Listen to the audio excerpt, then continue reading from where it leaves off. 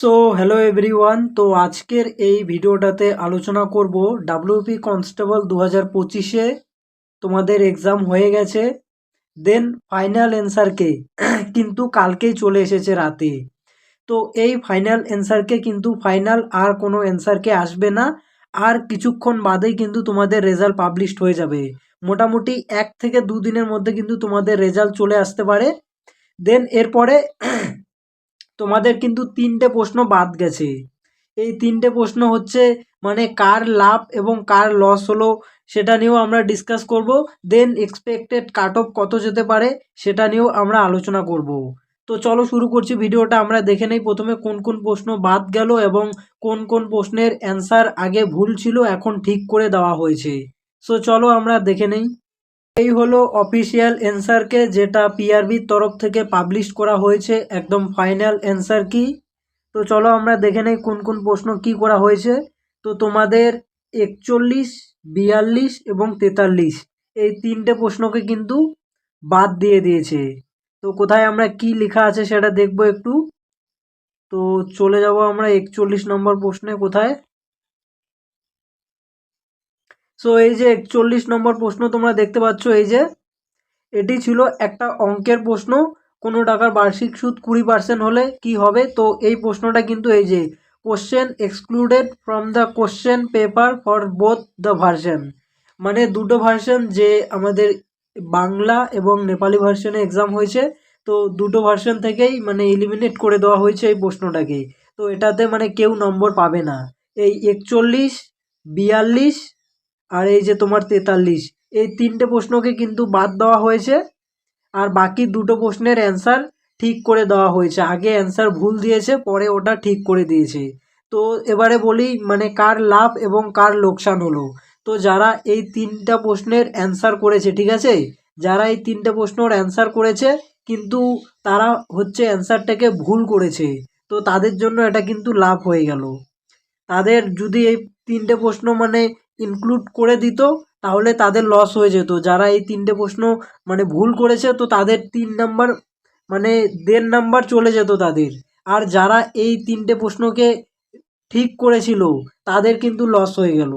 যারা এই 3টে প্রশ্নকে ঠিক করেছিল টাইম ওয়েস্ট করে তাদের কিন্তু মানে পুরোপুরি লস হয়ে গেল এখান থেকে 3 নাম্বার, প্লাস তারা মাইনাসে চলে এলো। তো এটা হচ্ছে যারা ভুল করেছিল তাদের লাভ হয়ে গেল, আর যারা ঠিক করেছিল তাদের কিন্তু এখানে লস হয়ে গেল, তাদের নাম্বারটা মাইনাস হয়ে গেল। তো 85 থেকে এখন তোমাকে 3 নাম্বার মাইনাস করে কিন্তু টোটালটা ধরতে হবে। তো এখানে লসটা তাদেরই হয়ে গেল যারা ঠিক করেছিল। দেন এরপরে দেখবো আমরা কোন কোন প্রশ্নের অ্যান্সার ঠিক করেছে। তো 76 নাম্বারে কিন্তু অ্যান্সার আগে ভুল দিয়েছিল, তারপরে সেটি ঠিক করেছে। তো আমরা দেখে নেব কি ছিল 76 নম্বর প্রশ্ন, তারপরে কাট অফটা নিয়ে ডিসকাস করছি। তো 76 কোথায় গেল, এই যে 76 দেখতে পাচ্ছ, এটা হলো তোমার সাবজেক্ট ভার্ব অ্যাগ্রিমেন্টের রুলের উপর বেস করে এই প্রশ্নটা এসেছে। এটা আগে হচ্ছে ওয়্যার নিয়েছিল অ্যান্সার, কিন্তু এখানে নো ইমপ্রুভমেন্ট হবে, কারণ মোর দ্যান ওয়ান পারসন এর সাথে হচ্ছে সিঙ্গুলার ভার্ব কিন্তু ইউজ হয় আর কি। তো এখানে ওয়াসটা একদম ঠিক আছে। তো এই প্রশ্নটাকে আগে হচ্ছে ভুল দিয়েছিল, পরে কিন্তু এখন এটা ঠিক করে দিয়েছে। তো এটা যারা যারা নো ইমপ্রুভমেন্ট করেছো তাদের কিন্তু একদম ঠিক, এখানে 1 নাম্বার পেয়ে যাবে তারা। দেন আর একটা রিজনিংয়ের প্রশ্ন যেটা নিয়ে অনেকেরই কনফিউশন ছিল, সেটা 25 নাম্বারে আছে। রিজনিংয়ের প্রশ্নটা আমরা দেখে নেব কি আছে। কোথায় গেল 25? সো দেখছি এই যে 29, এই যে 25 নাম্বারে এই প্রশ্নটা, এটা হলো কোনো সাংকেতিক ভাষায় হোয়ার আর ইউ। তো এই প্রশ্নটার আগে কিন্তু অ্যান্সার ভুল দিয়েছিল তারা, তো এখন হচ্ছে এটার সা অ্যান্সার দিয়েছে।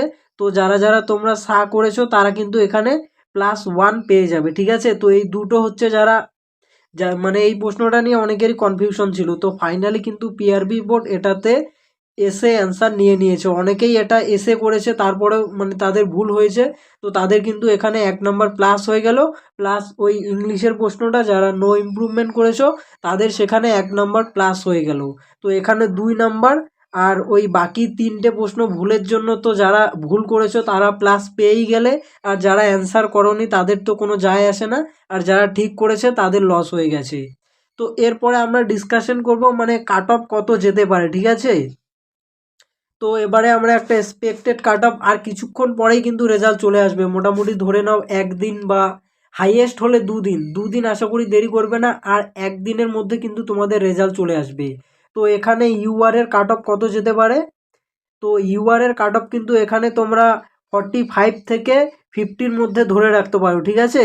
প্রশ্ন কিন্তু মানে ততটাও ইজি হয়নি, প্রশ্ন অনেকেই ভুল করেছে, ঠিক আছে।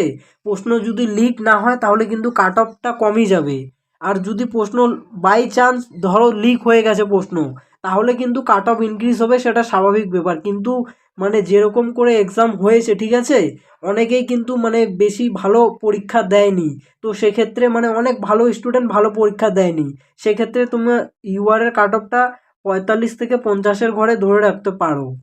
দেন ওবিসি, তো ওবিসির কাট অফ তোমরা মোটামুটি 43 থেকে শুরু করে মানে এই 59-এর কাছাকাছি ধরে রাখতে পারো তোমাদের ওবিসির কাট অফ।